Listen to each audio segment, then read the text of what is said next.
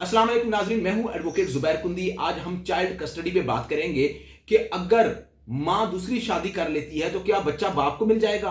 General concept यह है कि अदालतें बच्चा बाप को दे देती हैं या बच्चा बाप के हवाले कर दिया जाता है क्योंकि मां ने दूसरी शादी कर ली है। ये अगर बाप दूसरी शादी कर ले तो उसके ऊपर यह कदगन नहीं है, लेकिन मां के ऊपर यह कदगन लग जाती है। इस तरह बहुत सारी जो माएँ हैं, बहुत सारी खवातीन जो हैं, इस डर के मारे शादी नहीं करती और इसी तरह अपनी जिंदगी गुजार देती हैं कि उनसे उसके बच्चे ना छीने जाएं। कहा जाता है ना कि mother lap of mother is a cradle of God.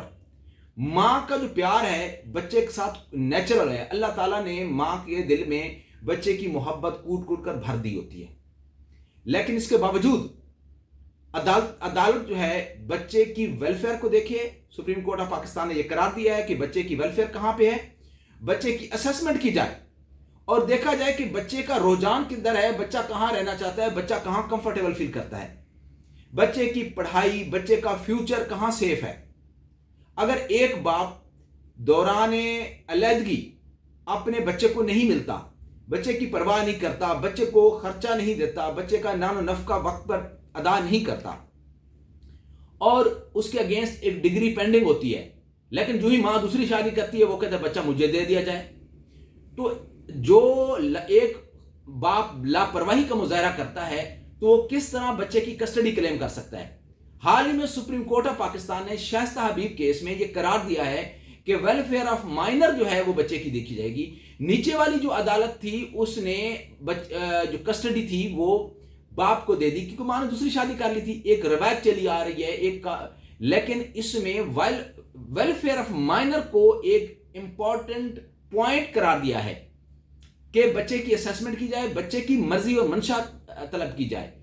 Supreme court of Pakistan ने बच्चे से पूछा कि वो कहां रहना चाहता है, तो बच्चे ने बताया कि वो मां के पास रहना पसंद करेगा क्योंकि बाप उसके लिए स्ट्रेंजर है, बाप की फैमिली भी स्ट्रेंजर है, मां की फैमिली उसकी फैमिलियर है क्योंकि वो ननिहाल में रहा और ननिहाल से फिर बाद में वो कभी भी अपने जो है वो वालिद के रिश्तेदारों के पास नहीं या दादा दादी ने उसको कभी प्यार नहीं किया।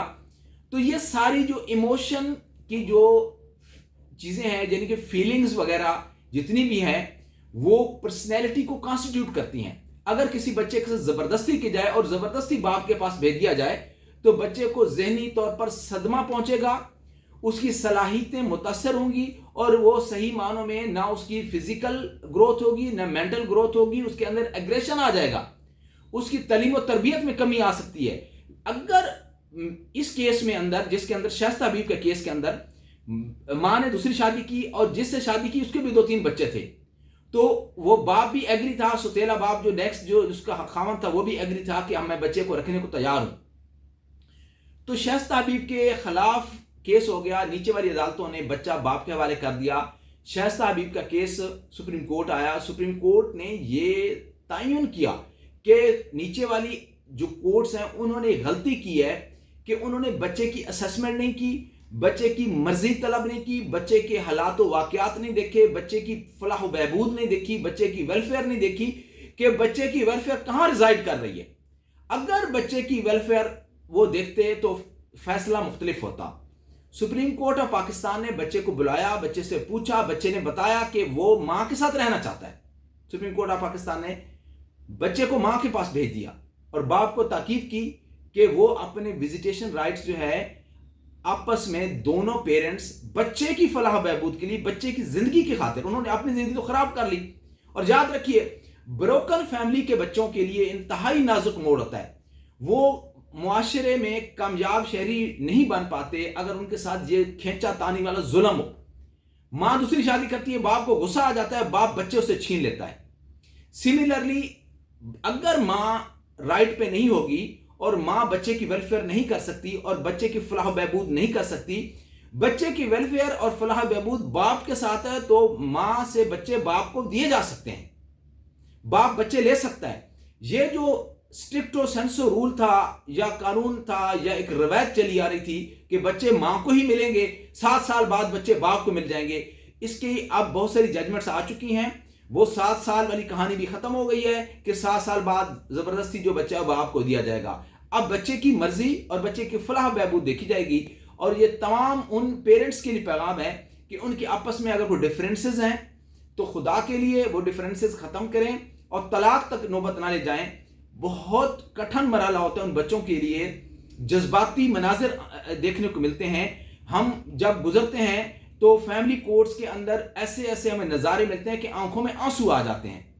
ایسا کوئی فیصلہ نہ کریں جس سے آپ کے بچوں کی زندگی برباد ہو اور آپ بھی سکھ کا سانس نہیں لے سکتے. اگر آپ سے بچے دور ہیں, بچے بروکن فیملی کا بچے پارٹ بن گئے ہیں, ماں اور باپ دونوں کی ذمہ داری ہے کہ وہ اپنے جذبات پر قابو رکھیں اور کمپرومائز کر کے لائف کو گزاریں. بہت ساری اونچی نیچ ہو جاتی ہے تو ہمارا میسج یہ ہے کہ آپس میں طلاق تک نوبت نہ لے کے جائیں. بچوں کی خاطر اپنی زندگی کو اس چیز پر مرتکز کر لیں کہ بچوں کی ویلفیئر کہاں ہے, آنے والا جو مستقبل ہے یہ ان کا ہے. آپ اپنی زندگی آلموسٹ جو فیصلے تھے وہ لے چکے. تو اس سے کنکلوژن میں ہم یہ کہتے ہیں کہ جو ایک روایت چلی آ رہی تھی کہ بچے ماں کو ملیں گے یا باپ کو ملیں گے, یہ دونوں صورتوں میں اب وہ نئی ججمنٹس آ گئی ہیں, نئے جو قانون ہے وہ ڈیولپ کر گیا ہے اور اس میں بچوں کی ویلفیئر کو مین نقطہ قرار دیا گیا ہے. امید ہے آپ کو یہ ویلاگ اچھا لگا ہوگا. ہمارے آگاہی کے سفر میں ہمارے ہم سفر رہیں اور ہمارے چینل کو ضرور سبسکرائب کریں تاکہ اچھی ویڈیوز آپ تک پہنچتی رہیں. بہت شکریہ.